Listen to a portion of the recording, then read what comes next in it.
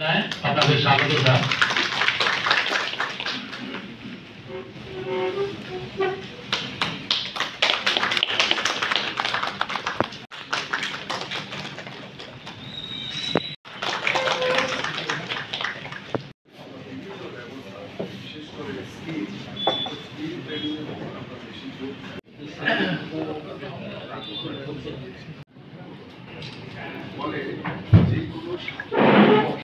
নমস্কার স্যার, আজ কি বিষয়ে আজকের এই রিভিউ মিটিং হবে, গোটা বিষয়টা যদি একটু বিস্তারিত বলুন।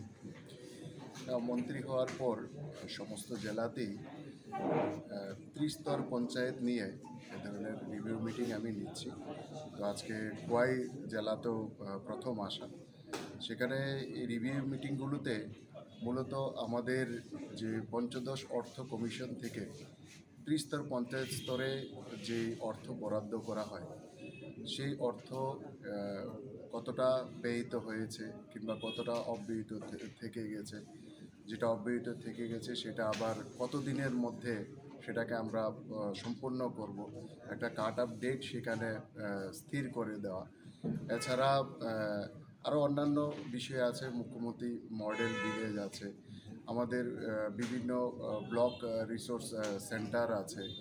তো এই ধরনের বিভিন্ন বিষয়ে যে ফান্ড বিভিন্ন সময়ে দেওয়া হয় সেগুলো নিয়ে আমাদের কাজের অগ্রগতি কতটা আছে এবং আগামী দিনে আমরা কোন দিশায় এগোবো এবং আমাদের কাজের অগ্রগতিকে আরও কতটা বেশি দ্রুততার সাথে আমরা মানুষের জীবনযাত্রার মান উন্নয়নের ক্ষেত্রে আমরা অগ্রসর হব কিংবা নিয়ে যাব, এই সমস্ত বিষয় নিয়ে ডিটেলস এই মিটিংগুলোর মধ্যে চর্চা হয়।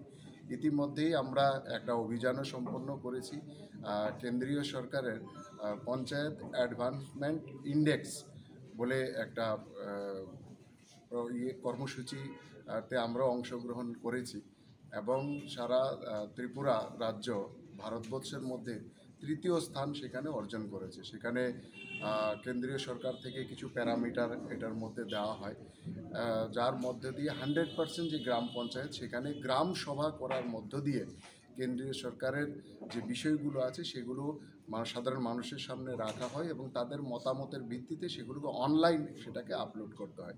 ত্রিপুরা ভারতবর্ষের মধ্যে তৃতীয় স্টেট, আমরা তৃতীয় স্থান অর্জন করেছি সেখানে, যেখানে 100% গ্রামের মধ্যে গ্রাম সভা করার মধ্যে দিয়ে সরকারের যে প্যারামিটার সেটাকে আমরা আপলোড করতে পেরেছি। ধন্যবাদ স্যার।